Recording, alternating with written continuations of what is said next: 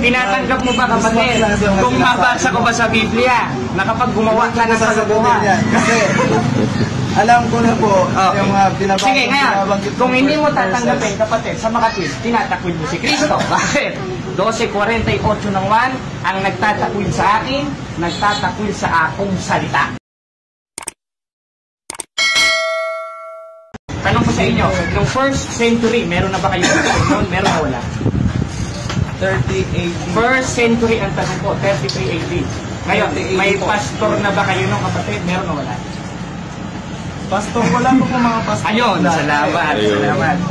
Sa makatwid, tinatanggap mo, walang pastor noon, kundi pare. Pare. Obispo. Meron, obispo.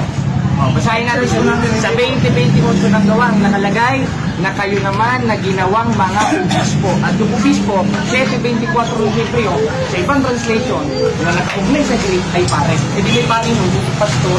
Kasi kayong mga pastor, wala naman kayong authority ng mga aral eh. Sulpot kayo eh.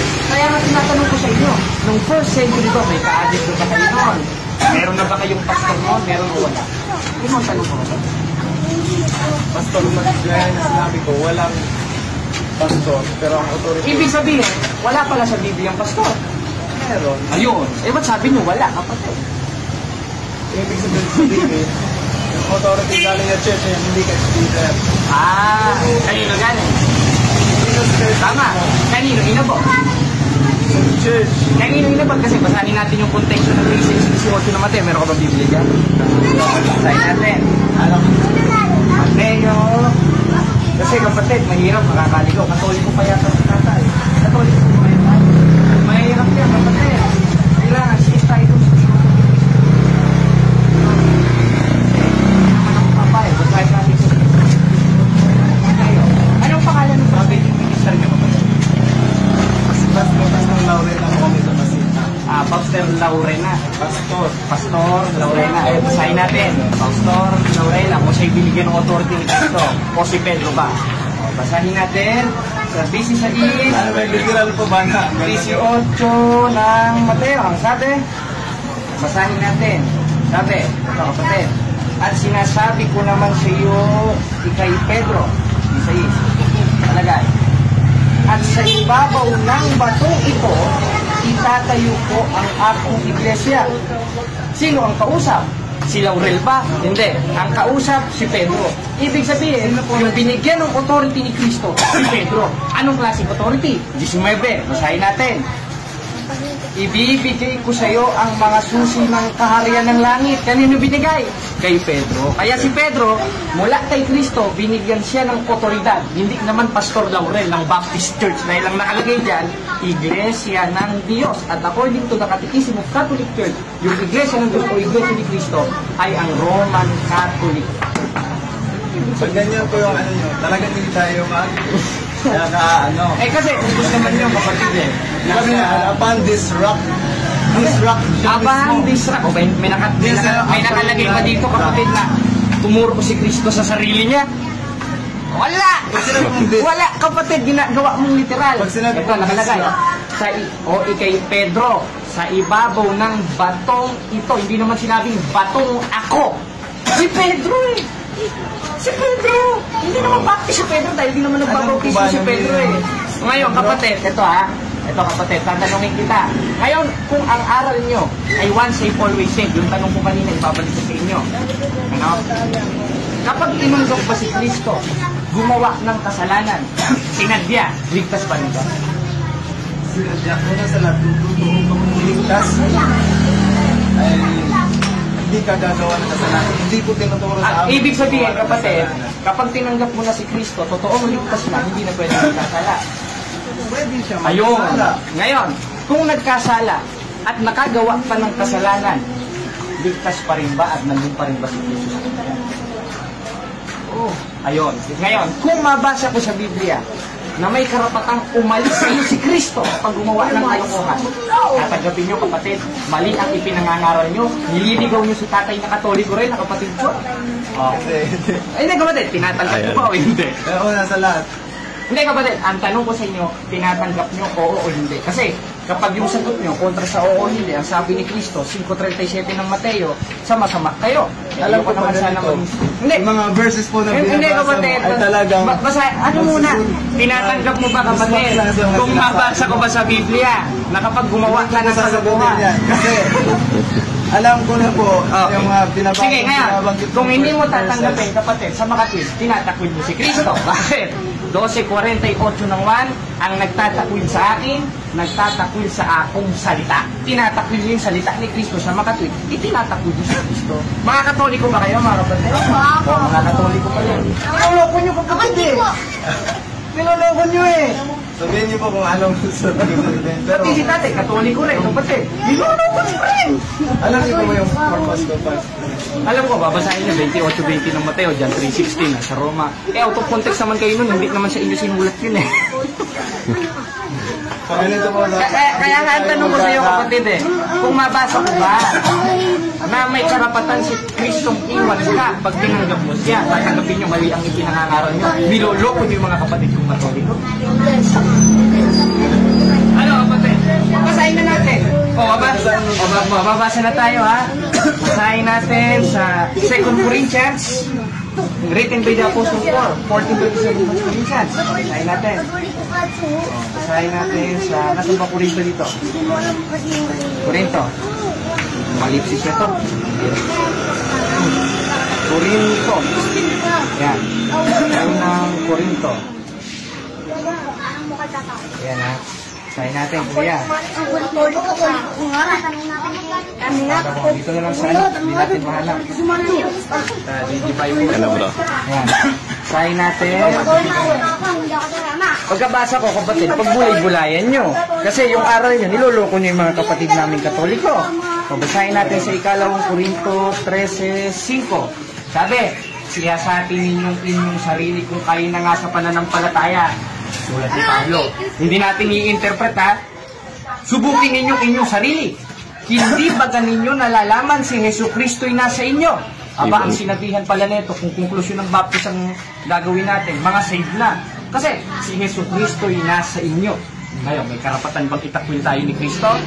Oloy, maliban na nga kung kayo'y itinakwil na. Ibig sabihin, may karapatan itakwil tayo ni Kristo. Eh, papaano? 10:26 ng Hebreo, kapag sinasadya na natin ang kalokohan natin. Gaya ng ginagawa ng Bible Baptist Church. Ano ko patay? Kaya ano eh. Wala pong masasabi dyan. Pag ganitong usapan, alam ko na saan patutungo to. Wala pong talagang magana sa atin. Hindi po tayo mga pag-estudiyan. Alam ko yung stand nyo. Pero kami po kasi hindi namin promote na pag-discussion sa inyo. Ay, ibig sabihin pala, kapatid, kinokontra niyo yung pangangaral ng mga apostol. Kasi ang pangangaral ng mga apostol, ang gamit sa Biblia, basahin natin, 2 Timoteo 3:16, ang mga kasulatan na kinasihan ng Diyos ay mapapakinabangan rin naman sa pagtuturo. Kaya ng ginagawa nyo, pagsansala, pagsaway, hindi kayo sumasaway. Kaya, kontra kayo sa Biblia, kapatid. Wala pa rin kahit ano sa Biblia. Ganyan po yung... Saan ba ang lokal nyo, kapatid? Yung ba yung pinaka-ano? Kami po ay lokal. Saan ba yung ano niya? Church nyo, chapel nyo? Diyan sa San Pedro, sa Pasinta. Hindi ko yan ikaw dito kaya. Hindi ko yung mga kapatid namin Katoliko. Kasi ganun lang yung ano eh, kapatid eh. Ini-invite sa kayo, una-una, hindi naman kayo canonize.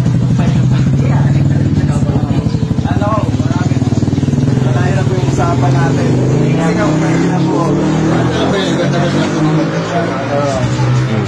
Pisan po namin gospel. Kaya nga, gospel yun bro eh. Kasama sa gospel nila Cristo yun eh.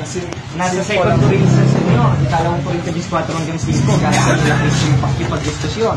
Nagtataka na ako, ba't tinalis mo Wala po sila, mga sinasabi po, pagka-atake. Ay, kasi utos naman yun bro eh. Huwag mo naman sabihin mali yung atake. Kasi, basahin ulit natin ng 2 Timoteo 3:16. Ito, ang mga kasulatan na kinasihan ng Diyos ay mapapakinabangan rin naman sa pagtuturo. Ginagawa namin, pagsaway. Hindi utos yung pagsaway. Anong klaseng pagsaway? Ikaw po ba ay tiyak mo na sa langit? Tiyak na sa langit, in the grace of God. Paano mo po sa awat tulong ng Diyos. Kasi tumutupad ako sa mga utos. Saglit lang kapatid, sa salita ko eh. Kaya kung sakaling dumating sa akin si Kristo, maliligtas ako in the grace of God. Not in the grace of Bible Baptist Church, not in the Bible. Ayun lang naman yung kapatid eh. Kaya hanggang dito na lang ulit tayo. Kaya, sige bro. Kasi masakit kasi sa akin. Lalo na. Pero, yun na, bakit mo yan? Grace mo. Kung sakaling dumating yung kamatayan. Ito kapatid ngayon, kung sakaling dumating ang kamatayan ko, maliligtas ako in the grace of God. Why? 22 ng unang Korinto, 2:12 ng Pilipos, 2:13 ng Pilipos, bakit? Sapagkat Diyos ang gumagawa sa iyo. At siyempre, hindi ka din gagawa, hindi rin Diyos gagawa. Gagawa ka rin dapat. 2:13 hanggang 2:12 ng Pilipos. Hindi kaya ng ginagawa ng mga Baptist Church, tinanggap ko na si Kristo, save na ako. Ibig sabihin pala, matalino kayo kay Apostol Juan. Bro, kasi si Apostol Juan sa 3:2 ng unang Juan, ngayon anak tayo ng Diyos, hindi pa nahayag kung ano magiging tayo. Samantalang kayo, alam nyo na. Ibig sabihin pala, marunong pa kayo ng mga Apostol ni Kristo, kapatid. Hindi yung ganun ibig sabihin. Hindi, kapatid.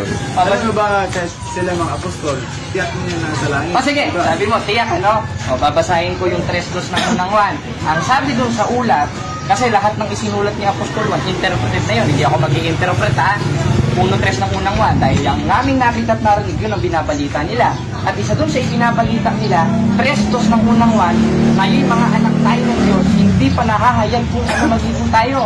Kaya nga ang tanong ko, kapatid kung ang mga apostol, aral nila, katulad na sa inyo, ba't ang sabi na Apostol Juan?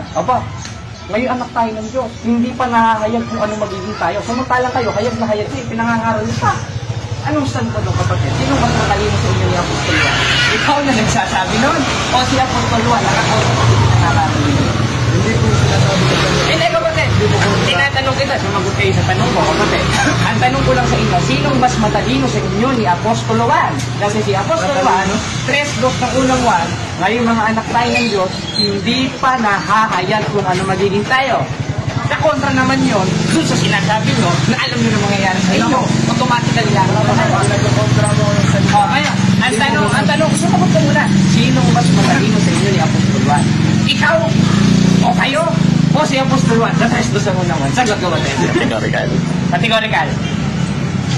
Saan natalino? Sino matalino? Wala na naman. Hindi, sagit lang kapatid. Sumagot ka sa tanong ko. Ito, natanong ko muna sa'yo. Tinatanggap mo ba? Kapag namatay ka, alam mo na mangyayari sa'yo. Mas ka na. Ngayon, alam mo na ibig sabihin, alam mo na mangyayari sa'yo sa inarap. Kung sakaling mamatay ka, alam mo na, doon ka sa langit, direkto. Save ka na. Tama ba yan o hindi? Tama. Tama. Ngayon, ang sabi ni Apostol Juan, 3:2 ng unang Juan, ngayon mga anak tayo ng Diyos, hindi pa nahahayag kung ano magiging tayo. Therefore, sila Apostol Juan, anak na sila ng Diyos, hindi pa nahahayag kung ano mangyayari sa kanila. Kaya ang aking panguntana, ganito, sinong mas matalino sa inyo ni Apostol Juan? Ikaw na nagsasabi. Ito nga, babasahin natin Ito doon lang tayo sa mismong bersikulo. Stick tayo doon. Dahil utos naman yun, 1:3 ng Apokalipsis. Sabi, ngayon mga anak tayo ng Diyos, hindi pa nahahayag kung ano magiging tayo. Ang tanong ko sa inyo, kapatid, sinong mas matalino sa inyo ni Apostol Juan? Ikaw o si Apostol Juan? Sagutin mo akong panguntana, kapatid. Anong bang verse yan? 3:2 ang unang Juan. Babasahin ko ulit. Ngayon, mga minamahal, ngayon mga anak tayo ng Diyos, at hindi pa nahahayag kung ano magiging tayo. Ang tanong ko sa iyo, kapatid, sinong mas matalino sa inyo ni Apostol Juan? Ikaw na nagsasabing alam mo na? O yung mumunting mga anak nila Apostol Juan at si Apostol Juan na nagsasabi na ngayon mga anak tayo ng Diyos at hindi pa nahayag kung ano magiging tayo? Sinong mas matalino sa inyo? Yung 1st century Christian? Kasama ang mga apostol? O kayo? Hindi po about sa salvation niya. Hindi, kapatid Ito, babasahin ulit natin Babasahin ulit natin. Baka hindi niya naintindihan, pastor. Ngayon, mga minamahal, ngayon mga anak tayo ng Diyos, at hindi pa nahahayag kung anong magiging tayo. Kaya ang tanong ko, sino mas matalino?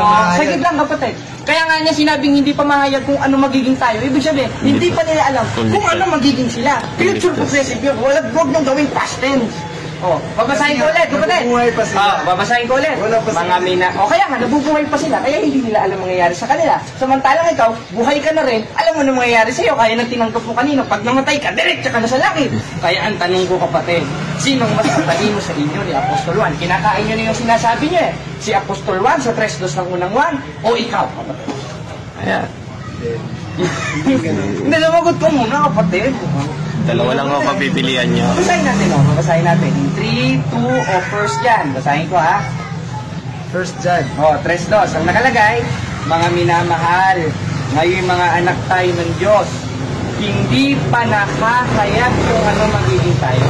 Kaya nga, ang tanong ko sa iyo, sinong mas matalino sa inyo ni Apostol Juan? Kinakain mo. Yung context na ito, hindi po sa kaligtasan. Hindi ako Eh, tanong ko sa iyo, lahat ba ng isinusulat ng mga apostol ukol sa kaligtasan ay pinasusulat ni Kristo? Yes or no? Hindi. Ngayon, yung nakasulat ba sa Biblia, kapatid, kapit lang, yung nakasulat ba sa Biblia na ang Ebanghelyo ni Kristo ukol ba sa kaligtasan niya? Yes or no? Yung isinusulat, yung inutos ni Kristo, lahat ba ng sinasabi ni Kristo na isinusulat ng mga apostol kasama ko sa kaligtasan niya? Yes, sir. O ngayon, kasama sa kaligtasan. Ngayon, yung book of John na ipinasulat ng Diyos kay Kristo, kasama ba sa kaligtasan niya? Kasama siya. Ayun, salamat. Ayun. Ngayon kasama sa kaligtasan, sabi ni Apostolo Pablo sa 3:2 ng unang Juan, ngayon mga anak tayo ng Diyos, hindi pa nahayag kung ano magiging tayo. Tinatanggap ko pa, gaya ng sinabi mo, ang book of John na binasa ko ay kasama sa kaligtasan. Yes or no? About po yung second coming. Oo, pambihira naman, kapatid.